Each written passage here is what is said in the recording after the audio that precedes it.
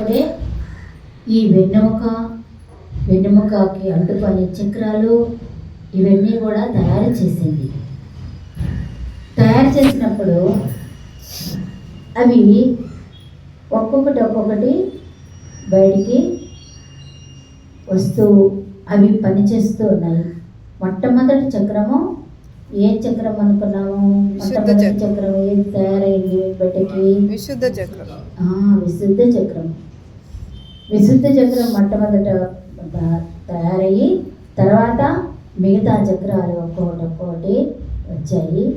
మనము పుట్టగానే ఈ చక్రాలన్నీ కూడా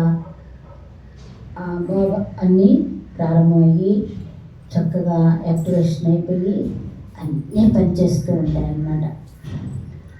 మూలాధార చక్రము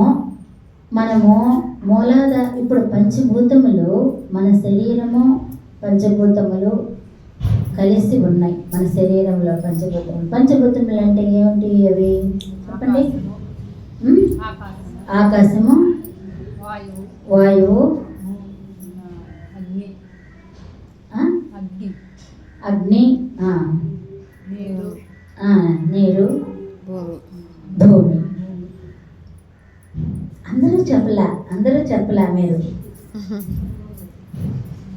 పంచభూతములు అంటే మొత్తం ఈ భూతాల తత్వాలతోనే మన శరీరం తయారవుతుంది. పంచభూతాలు లేకుండా ఏది తయారు కాదు. మన శరీరమే పంచభూతాల తత్వం. మన శరీరమే కాదు, ఈ జగత్తులో ఉన్న సర్వ ప్రాణులు మొత్తము పంచభూతాలతో తయారైన వారే. పంచభూతాలు అంటే భూమి, తర్వాత నీరు. మొట్టమొదటి నేను చేస్తున్నాం మనం. భూమి, నీరు, జలము, తర్వాత అగ్ని, తర్వాత వాయువు, తర్వాత ఆకాశం. ఈ పంచభూతాలు మొత్తము మన శరీరంలో ఉన్నాయి. ఆ వాటితోనే ఈ శరీరము తయారైంది. అయితే ఈ చక్రాలు కూడా పంచభూతాల తత్వాలతోనే ఉంటాయి. కాబట్టి ఈ మూలాధార చక్రము దేనితో తయారైంది అంటే భూమితో తయారైంది. భూమి పంచభూతాలు. నేను కొంచెము సబ్జెక్ట్ తెచ్చుకున్నాను. భూమి యొక్క తత్వం అన్నమాట ఈ మూలాధార చక్రం. అలాగే మన శరీరంలో ఎక్కడ ఉంటుంది మూలాధార చక్రం? చెప్పుకున్నాము. ఎక్కడ ఉంటుందో చెప్పుకున్నాము. వెన్నెముక చివరి భాగాన ఉంటుంది మూలాధార చక్రం. వెన్నెముక చివరన మూలాధార చక్రము ఉంటుంది. కాబట్టి అది ఏ రంగులో ఉంటుంది అనేది కూడా మనం చెప్పుకోవాలి. ఎరుపు రంగులో ఉంటుంది. తర్వాత ఇది కోశాలు అని కూడా ఉన్నాయి మనకి. పంచకోశాలు అనొచ్చు, లేకపోతే శరీరాలు అనొచ్చు.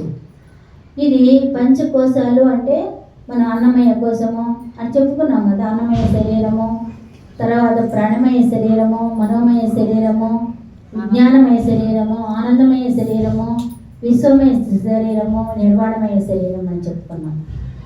ఈ శరీరాలలో వాటిని కోశాలు కూడా అంటారు. ఈ మూలాధార చక్రము ఏ కోశముతో ఆధారపడి ఉంటుంది అంటే అన్నమయ కోశంతో. మొట్టమొదటి కోశము అన్నమయ కోశం, లేకపోతే భౌతిక శరీరం అని కూడా అంటుంటారు. దానితో ఆధారపడి ఉంటుంది. తర్వాత జ్ఞానేంద్రియాలు ఉన్నాయి మనకి. జ్ఞానేంద్రియాలు ఏవి చెప్పండి? కళ్ళు, ముక్కు, చెవులు, నాలుక, చర్మము. 5 ఉన్నాయన్నమాట. ఈ ఐదు జ్ఞానేంద్రియాలు దేంతో ఉంది మూలాధార చక్రం అంటే ముక్కుతో ఉంది. ముక్కు అంటే శ్వాస పీల్చుకునేది. ఆ శ్వాస పీల్చుకుందే మనం జీవించలేం కదా. మరి ముక్కుతో ఆధారపడి ఉంది. మూలాధారము ముక్కు ఒకటి అంటే దాంతో ఆధారపడింది.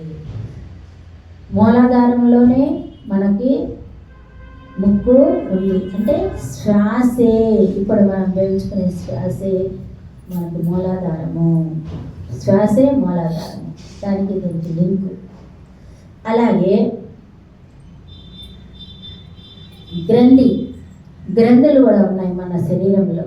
గ్రంథులు ఆర్ట్రినల్ గ్రంథి. ఆర్ట్రినల్ గ్రంథితో అది అనుసంధానమై ఉంటుంది అన్నమాట. ఆర్ట్రినల్ గ్రంథి అర్థమైందా? ఇప్పుడు మూలాధార చక్రము ఎరుపు రంగు, కోశము అన్నమయ కోశము, తర్వాత భూమితో ఉంటుంది, తర్వాత నాసిక, తర్వాత ఈ గ్రంథి ఆర్ట్రినల్ గ్రంథి. ఈ విధంగా మనకి అనుసంధానమైన మూలాధార చక్రము. చూడండి ఎన్నిటితో సంబంధం ఉందో చూడండి ఒక చక్రానికి. ఈ ఎన్నిటితో సంబంధం అయితేనే అది మూలా చక్రం అయింది. కాబట్టి అది మూలా చక్రం ఏదో చక్రం ఉంది, ఆ నాడులో అలా ఉన్నాయి కలిసినాయిలే అనుకోవడానికి లేదు. వీటన్నిటితో, పంచభూతాలతో, పంచ జ్ఞానేంద్రియాలతో అన్నిటితో అది సంబంధం ఉందన్నమాట మూలాధార చక్రం. తర్వాత మూలాధార చక్రానికి దానికి సంబంధించిన విషయాలు ఏంటంటే, మూలాధార చక్రంలో ఈ చక్రం ఏం చేస్తుందంటే ఎముకల నిర్మాణం తయారు చేస్తుంది.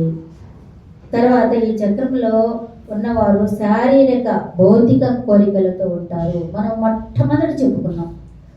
దేంట్లో ఉంటామో మూలాధార చక్రంలో ఉంటే ఎక్కువ నిద్ర, ఎక్కువ శారీరకమైనవి అనమాట. తినడం, పడుకోవడము అట్లాంటివి తన కోరికలతోనే ఉంటుంది అన్నమాట. అది మూలాధార చక్రం యొక్క స్థితి. తర్వాత ఇంకా ఉంటాయి. అవి ఏంటంటే ఇచ్చేతత్వము, స్థిరత్వము,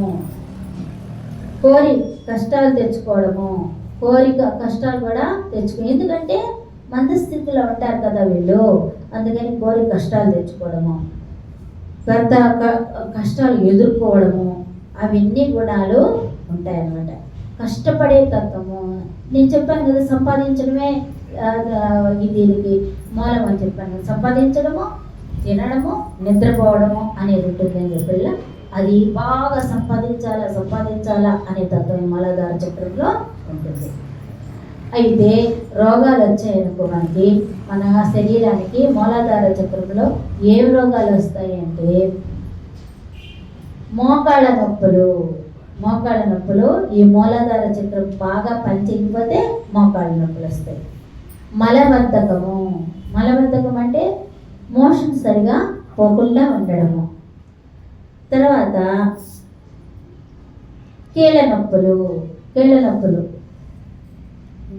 చర్మము, కణము, ముక్కుకు సంబంధించినవి చర్మ రోగాలు వస్తాయి. తర్వాత ముక్కుకు సంబంధించిన వ్యాధులు కూడా వస్తాయి. ముక్కుకు సంబంధించిన వ్యాధులు అంటే ఏముంటాయి? జలుబు, ఊరికే జలుబు రావడము, తర్వాత జలుబు అంటే ఇస్నాపిలు, ముక్కులో గుల్లలు రావడము, ముక్కులో నుంచి రక్తం రావడము, ఇట్లాంటివన్నీ ఉంటాయి. అవన్నీ అన్నమాట. ఇవన్నీ మూలాధార చక్రానికి సంబంధించింది. అందరికి అర్థమైంది కదా మూలాధార చక్రము.